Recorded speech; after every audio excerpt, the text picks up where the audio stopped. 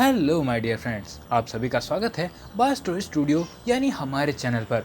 इसके ऊपर आपको बहुत सी स्टोरीज और कुछ एक्सप्लेनेशन वीडियो भी दिखाई देंगी, तो चैनल को सपोर्ट करना। और आप अभी हमारे साथ सुन रहे हैं द डिमोनिक स्वॉर्ड का एक न्यू एपिसोड। और एपिसोड स्टार्ट करने से पहले मैं आप सभी को डिस्क्लेमर देना चाहता हूँ।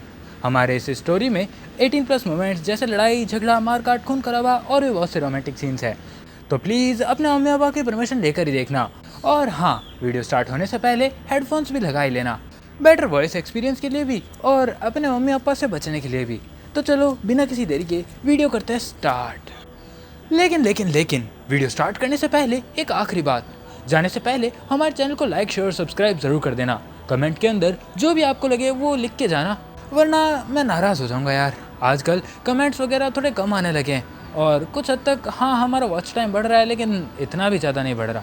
और अभी तो वीडियोस भी रेगुलर होने लगे हैं, फिर भी हमारे सब्सक्राइबर नहीं बढ़ रहे यार। थोड़ी अजीब बात लग रही है मुझे, तो प्लीज़ इन सब चीज़ों को ठीक करना। मैं अपनी कुछ मांगा वीडियोस भी इसके ऊपर डालने वाला हूँ, तो प्लीज़ अप टू डेट रहना, वरना कोई अच्छी चीज़ सचमुच आपकी आँखों और कानों से बचकर निकल ना जाए। तो चलो 1 मिनट की बकवास हो गई, अब करते हैं स्टोरी स्टार्ट। जैसे कि हमने अभी तक सुना ही था, नकुल ने अपने ऊपर हमला करने आए 3 स्टूडेंट्स का कीमा पकौड़ा बना दिया था। उनकी हड्डियों का चूरमा करके अब वो धीरे धीरे बाकी 7 स्टूडेंट्स से निपटता जा रहा था। उन्होंने नकुल को घेरे में ले लिया था, जिस वजह से नकुल को अपनी असुरा टेक्निक का यूज़ करना पड़ा था। असल में असुरा टेक्निक एक असुरा नाम के जानवर को देख के बनाई गई थी। ये जादुई जानवर बिल्कुल इंसान जैसा दिखाई देता था, लेकिन इसके 3 सर और 6 हाथ होते थे, और इसी वजह से लोग असुरा नाम तक से खौफ खाते थे। लेकिन फिर भी असुरा एक ऐसी एंटिटी थी जिसे कोई भी समझ नहीं सकता था। पर इसी को देखकर Asura technique, the 3 forms of Asura, ये एक रैंक 4 की टेक्निक को इजाद किया गया था। असल में ये असुरा टेक्निक किसी भी आम आदमी को असुरा की तरह लगभग 6 हाथ दे सकती थी, और इस वजह से कोई भी आम सा कल्टिवेटर भी अपनी पावर्स को बहुत ज़्यादा हद तक बढ़ा सकता था। अगर सही से देखा जाए तो एक आदमी जो कि बस 2 हाथों से लड़ पा रहा था, अगर उसके पास 6 हाथ आ जाए तो वो कितनी तबाही मचाएगा, ये सब सोचना ही बेकार था। लेकिन असुरा टेक्निक सिर्फ अकेली नहीं थी। असुरा टेक्निक के अंदर टोटल 3 फॉर्म्स थी, और इसके हर एक फॉर्म का अलग अलग फायदा था। इसकी फर्स्ट फॉर्म, यूजर की ब्रीदिंग के जरिए हवा के अंदर ही उसकी तलवारों के बिल्कुल असली जैसे दिखाई देने वाले अक्स पैदा करके हमलों की संख्या को बहुत ही तेजी से बढ़ाया जा सकता था। हालांकि इस वजह से यूजर के माइंड पर काफी ज्यादा लोड पड़ता था। वहीं नकुल तो इस समय एक साथ 7 लोगों से लड़ाई करता जा रहा था, और अपने हर अलग दुश्मन पर अलग अलग तरीके से फोकस करने की वजह से नकुल की मेंटल एनर्जी तेज से खत्म होती जा रही थी। लेकिन इसके बाद भी नकुल कोई गलती नहीं कर रहा था। उसकी पूरी फाइटिंग स्टाइल बिल्कुल परफेक्ट सी दिखाई दे रही थी, और इसी वजह से उसके दुश्मनों को उसके किसी भी अटैक के अंदर कोई भी फ्लॉ दिखाई नहीं दे रहा था, ताकि वो उसे पकड़कर उसे हरा सके। लेकिन नकुल वो तो पहले से ही अपने पेट के साथ अपनी सेंसिंग एबिलिटी शेयर करने का आदी हो चुका था, और यही वो वजह थी जिससे नकुल असुरा टेक्निक का Asura the first form endless assault सीख पाया था। और आखिर में देखते देखते उन सभी 7 स्टूडेंट्स का जो कि एक साथ नकुल के ऊपर घेरा बनाकर अटैक कर रहे थे, वो घेरा भी टूट जाता है, और वो सारे के सारे 7 स्टूडेंट्स पीछे जाकर गिरते हैं। इस समय वो धीरे धीरे वापस खड़े होते जा रहे थे, लेकिन उनके शरीर पर छोटे मोटे घाव और कट्स दिखाई देने लगे थे।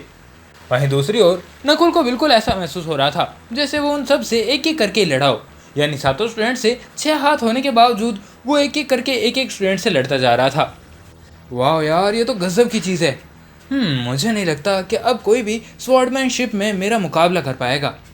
नकुल लगभग 8 साल की उम्र से ही तलवार चलाता आ रहा था, और तब से लेकर आज तक उसे बिना रुके लगातार लड़ाइयाँ लड़नी पड़ी थी। ऐसा तो हो ही नहीं सकता था कि कुलीन परिवारों के कुछ बिगड़े हुए बच्चे नकुल की तलवारों के वार झेल सके, क्योंकि वैसे भी नकुल उन जगहों से होकर गुजरा था जहाँ से कोई हाई रैंक का कल्टिवेटर जानबूझकर भी ना गुजरना चाहे। वहीं उस जगह कुछ देर बाद लगभग 30 मिनट अब तक बीत चुके थे, और अब वो 7 स्टूडेंट्स खून से लथपथ होकर अपने घुटनों के बल गिरे पड़े थे। उन्हें देखकर कोई ये समझा नहीं सकता था कि वो जिंदा है या फिर मर चुके हैं। लेकिन इस समय नकुल अभी कुछ पोशंस पीकर अपनी एनर्जी को रिकवर कर रहा था, क्योंकि इस लड़ाई ने वैसे भी उसकी काफ़ी मेंटल एनर्जी सोख ली थी। ये मार्शल आर्ट सचमुच कमाल की है, लेकिन मैं अभी भी इसका पूरी तरीके से इस्तेमाल नहीं कर पा रहा। मेरा मौजूदा लेवल सिर्फ इसके पहले रूप तक ही सीमित है, यानी इसकी फर्स्ट फॉर्म तक। मैं इसकी सेकंड फॉर्म को अभी के लिए यूज़ नहीं कर सकता, पसीने से तरबतर नकुल अपने खाली डेंटाइन को देखते हुए मन ही मन यही सब सोचता जा रहा था। हालांकि उसके मन में कुछ और बातें भी थी। लेकिन कुछ अच्छा भी हुआ है। मैंने अपनी असुरा फॉर्म का यूज़ कर लिया था। ऊपर से मैंने डिमोनिक फॉर्म का यूज़ किए बिना इन लोगों को कोई भी जानलेवा चोट पहुंचाए बिना इन्हें हरा भी दिया। ये सब तो मेरे लिए एक अच्छी चीज़ है। मैं अपनी असुरा फॉर्म का यूज़ करना भी सीख गया और डिमोनिक फॉर्म की ज़रूरत भी नहीं पड़ी। इसी के साथ नकुल उन सभी के पास जाने लगता है और देखते देखते एक स्टूडेंट को ज़मीन पर दबाकर उसके जोड़ों पर अपने पैर रखता है। और इसी के साथ उस दिन ऑरेलिया के जंगल में हड्डियां चटचटाने और लोगों के चिल्लाने चीखने की बहुत सी आवाज़ें सुनाई देने लगी थी। आम लोग जो कि उस ऑरेलिया जंगल के उस इलाके के आसपास रहते थे, उन्हें ऐसा लग रहा था मानो किसी भूत पिशाच ने वहां पर आकर कब्जा कर लिया हो। लेकिन आज जंगल के उस इलाके में असली भूत कौन था वो सब तो हमें पता चल ही गया था। और इसके बाद हमें फिर से नकुल के आसपास का सीन दिखाया जाता है जहां नकुल अपने हाथ झटकाता जा रहा था। लेकिन उसके सामने इस समय 10 स्टूडेंट्स बिना कपड़ों के एकदम पेड़ से बंधकर खड़े थे। लेकिन इन सभी में किसी की भी हालत ठीक तो बिल्कुल नहीं लग रही थी, क्योंकि नकुल ने पहले ही सबके पैर तोड़ कर रख दिए थे और इसी वजह से वो लोग अब आधे अपंग हो चुके थे और उनके शरीर पर जो घाव थे उनसे लगातार खून बहता जा रहा था, जिस वजह से उनका चेहरा लगातार फीका पड़ रहा था। और इस समय उनमें से कुछ स्टूडेंट्स अपने सूजे मुंह के साथ रोते जा रहे थे, वहीं कुछ स्टूडेंट्स तो नकुल से रहम की भीख मांग रहे थे। इनमें से भी 2 लड़के तो ऐसे थे जो कि लगातार नकुल को गालियां देते जा रहे थे। यह वही 2 लड़के थे जो पहले भी नकुल से पिट चुके थे और ऐसे ही नंगे होकर उल्टे लटके थे। इन सभी के ग्रुप में 8 लड़के और 2 लड़कियां थी और नकुल ने लड़कियों पर थोड़ा सा रहम खाते हुए उनकी इज्जत आबरू रखने के लिए उनके ऊपर थोड़े कपड़े छोड़ दिए थे। और नकुल यहाँ से जाने ही वाला था कि तभी वो अपने बैग को पैकअप करते हुए बोलता है, तो लाले जी जान, आ गया स्वाद, ले लिया मुझसे पंगा, मिल गई तुमको शांति, या फिर अब भी कोई और ग्रुप बनाकर मुझसे लड़ने की इच्छा है? वैसे जो भी हो मुझे कोई दिक्कत नहीं है, तुम कभी भी आ सकते हो, लेकिन अभी के लिए मैं अपने मिशन पर आगे जा रहा हूँ। और हाँ, मुझे ऐसा ज़रूर लगता है कि तुम इन छोटी मोटी चोटों की वजह से कुछ दिनों के अंदर तो बिल्कुल नहीं मरने वाले, तो प्लीज़ अपने ये हाथ पैर ठीक करके वापस तैयार रहना, क्योंकि कुछ हफ्तों के अंदर तुम्हारे हाथ पैर ठीक हो ही जाएंगे और इसी वजह से मुझे वापस आते हुए भी तुम्हारी खबर लेने का टाइम मिल जाएगा। और नकुल के इस आखिरी बॉम्ब ब्लास्ट के साथ ही उन सभी के सर फटकर अलग होने वाले थे। उनके मुंह से लगातार गालियां निकलती जा रही थी, लेकिन उनका ऐसा रिएक्शन देखकर नकुल कहता है, तो लगता है मैंने तुम पर फिर से थोड़ा रहम दिखा दिया। और इतना कहते हुए सबसे ज़्यादा बोलने वाले के पास नकुल जाकर उसके मुंह पर एक के बाद एक घूंसे चढ़ने लगता है। नकुल ने उसके मुंह पर इतने घूंसे चढ़े थे कि उसके चेहरे की हड्डियां तक कांपने लगी थी। उसके सारे दांत निकलकर जमीन पर आ गिरे थे और अब तो अगर उसकी माँ के सामने भी उसे ले जाकर खड़ा कर दिया जाए तो भी वो पहचान नहीं पाएगी कि ये लड़का है कौन। काफ़ी अच्छा है, तुम लोग काफ़ी समझदार हो। एक पेशेंट के इलाज के बाद बाकी लोग अपने आप खुश हो गए, क्या बात है। इतना सोचते हुए नकुल बिना कुछ सोचे समझे वहाँ से जाने लगता है।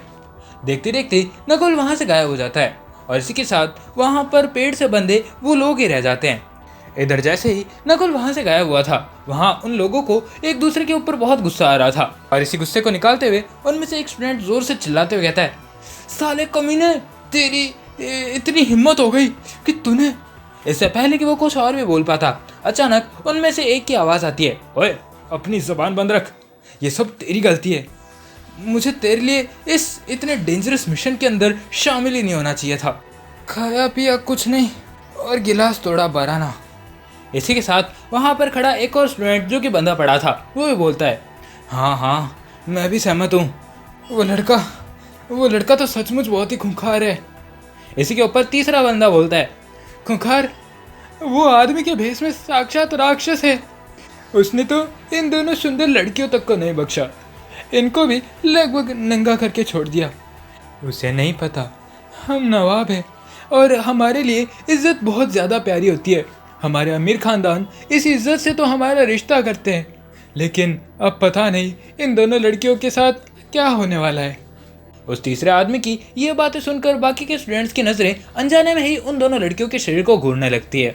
इस समय वो लड़कियां भी अपने शरीर को लगातार छुपाने की कोशिश कर रही थी, लेकिन उनके हाथ पैर तो वैसे भी टूट ही चुके थे और इसी वजह से वो चाहते हुए भी अपने किसी अंग को छुपा नहीं पा रही थी। हालांकि नकुल ने उनके शरीर पर बस 2-3 कपड़े छोड़ दिए थे। उसके मन में रहम तो नहीं था, लेकिन कुछ हद तक लड़कियों के लिए इज्जत ज़रूर थी और इसीलिए उसने ये काम किया था। वहीं दूसरी ओर बाकी के स्टूडेंट्स वापस टॉपिक पर आते हुए कहते हैं, हाँ मुझे भी यही लगता है कि अब हमें वंश को परेशान करना छोड़ देना चाहिए।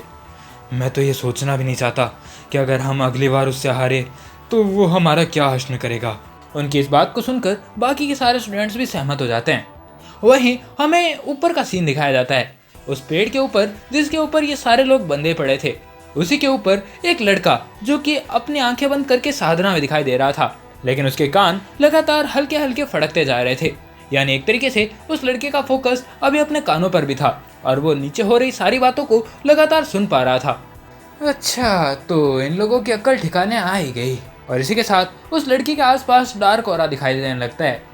ये नकुल ही था जो कि कुछ देर पहले यहाँ से जा चुका था, या कहें कि जाने का नाटक कर रहा था, क्योंकि आखिरी बार जब नकुल वहाँ से गायब हुआ था तो वो वहाँ से गायब होकर सीधा उसी पेड़ की छत पर आ गया था जहाँ पे उसने बाकी के स्टूडेंट्स को बांध कर रखा था। और इसी के साथ नकुल संतुष्टि में अपना सर हिलाते हुए कहता है, चलो अच्छा है, अब मुझे इनके लिए कोई मारकूट वाली साजिश नहीं रचनी पड़ेगी, वरना खामखा इन लोगों को ठिकाने लगाने में मेरा बाकी का टाइम वेस्ट हो जाता।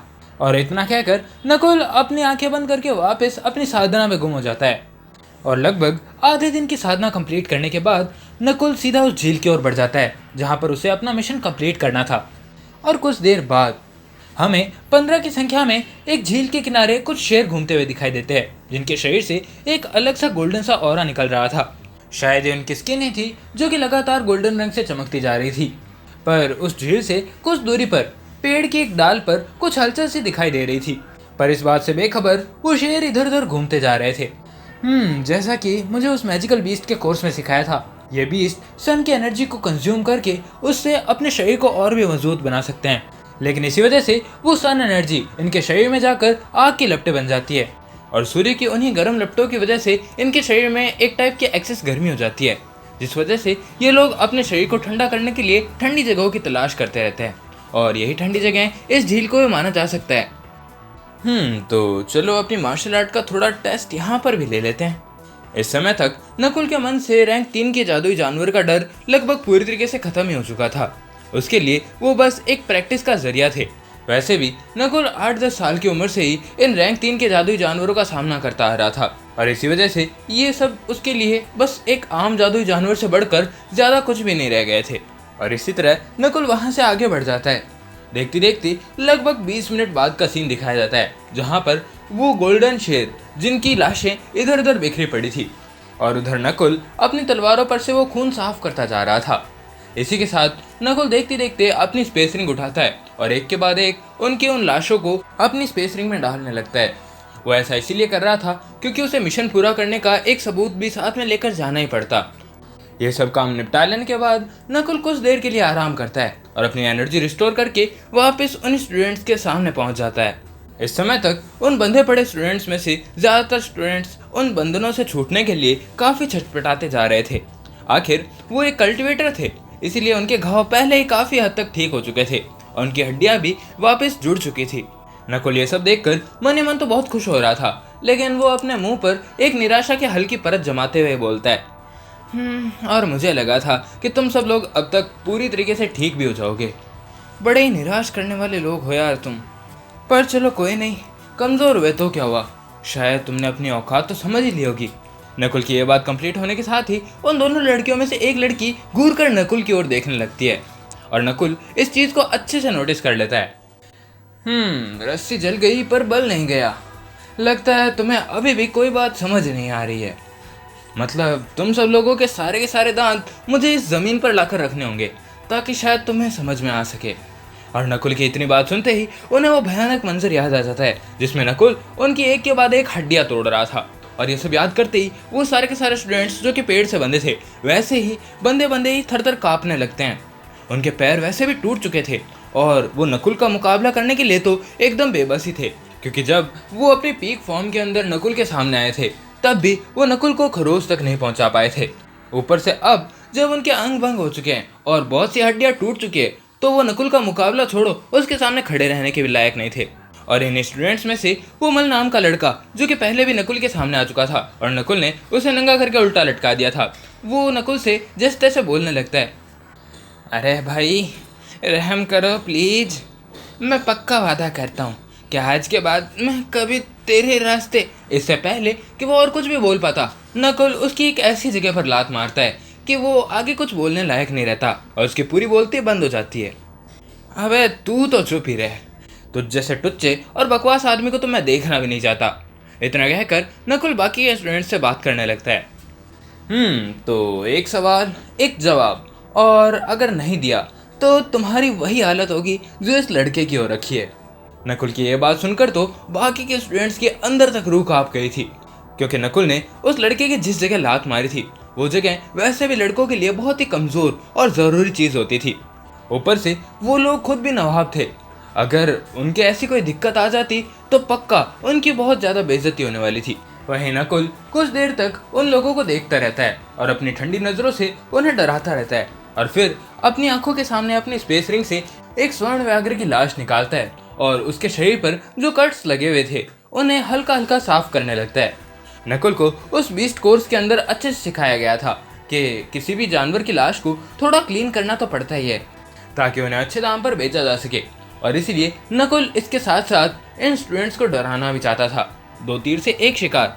वहीं नकुल अभी उनसे पूछने लगता है, मेरे हिसाब से डैनियल को तुम्हारी इस साजिश के बारे में कुछ भी पता नहीं होगा, है ना? तुम सब बस अपनी मर्जी से इस प्लान को अंजाम देने आए थे, मुझे यहाँ पर मारने आए थे। उन्हें कैसे पता होगा? वो तो बहुत ही दयालु और दरिया दिल है, वो बिल्कुल ऐसे है जैसे देव। लेकिन इससे पहले कि वो डैनियल पुराण यहाँ पर स्टार्ट कर देती, नकुल खींच के एक चांटा उसके गाल पर रसीद कर देता है।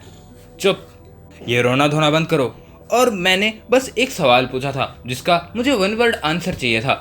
तुम लोग भी पता नहीं यहाँ पर किस चीज़ के गुणगान गाने लगे हो। ये डिटेल बंद करो और मुझे बस उतनी चीज़ें बताओ जितनी मैं पूछ रहा हूँ। कुछ ज़्यादा जानना होगा तो मैं अपने आप ही पूछ लूँगा। और नकुल की इसी बात के साथ वो लड़की एकदम शांत हो जाती है। उसकी आंखों से आंसू तो बह रहे थे, लेकिन फिर भी वो कुछ बोल नहीं पा रही थी। तो लगता है अब तुम सब लोग अच्छे से समझ ही गए हो, तो मैं दोबारा पूछता हूँ, तुम सब लोग उस डैनियल के पीछे दुम हिलाते हुए क्यों घूमते हो? मतलब हाँ, मैं समझता हूँ कि उसका भी एक रुतबा है, खानदान है, और हाँ उसका कोई स्टेटस भी होगा, लेकिन फिर भी बस इतनी सी बात से मुझसे दुश्मनी मोल लेना, वो भी तुम सब लोगों के लिए, ये कोई ऐरी गहरी चीज़ तो बिल्कुल नहीं है। इन सब के लिए तुम्हारे पास कोई बड़ा रीज़न होना चाहिए, जो कि तुम्हारे पास बिल्कुल होगा ही। तो वो बड़ा रीज़न बताने की कृपा करोगे? और नकुल की यह बात सुनने के साथ ही वहाँ पर बंदे सारे के सारे स्टूडेंट्स अपना सर नीचे झुकाने लगते हैं। ओह, तो अपने देवता के लिए वफादारी दिखाई जा रही है, लेकिन बड़े दुख के साथ बताना पड़ रहा है कि तुम्हारा देवता यहाँ पर नहीं है और तुम अभी हैवान की नरकशाला में हो। तो कैसा रहेगा अगर मैं तुम्हें अपनी नरकशाला की कुछ शिक्षा दे दूं? इतना कहते हुए नकुल सीधा उन दोनों लड़कियों के पास पहुंच जाता है और देखते देखते उन दोनों के सबसे पास वाले हाथ, यानी दोनों हाथ जो कि एक दूसरे से जुड़े पड़े थे, उन्हें आगे लाता है और देखते देखते उन्हें नीचे की ओर मोड़ने लगता है। और इसी के साथ उस जंगल में फिर से चीखने चिल्लाने का दौर शुरू हो जाता है। वो लड़के भी ये सब देखकर काफी हैरान और घबरा से गए थे। अभी वो कुछ बोल पाते इससे पहले ही उन दोनों में से एक लड़की जोर से चिल्लाते हुए कहती है, अरे अरे नहीं, मुझे छोड़ दो, मैं तुम्हें बताती हूँ, सब लोग बताओ इसे।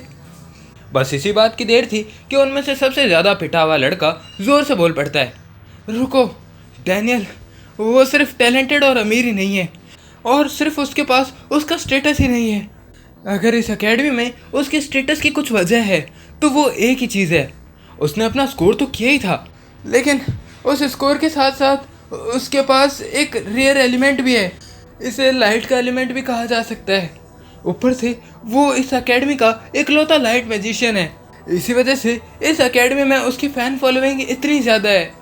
वहीं उसकी बात सुनकर नकुल काफ़ी हैरान हो गया था। वो एक लाइट मैजिशियन? मेरी ज़िंदगी में तो मैंने पहली बार ऐसा मैजिशियन देखा है। इसका मतलब उसके पास लाइट एलिमेंट भी ज़रूरी होगा और मुझे उससे बचकर ही रहना होगा, क्योंकि अभी के लिए तो मैं उससे ज़्यादा ताकतवर बिल्कुल नहीं हूँ।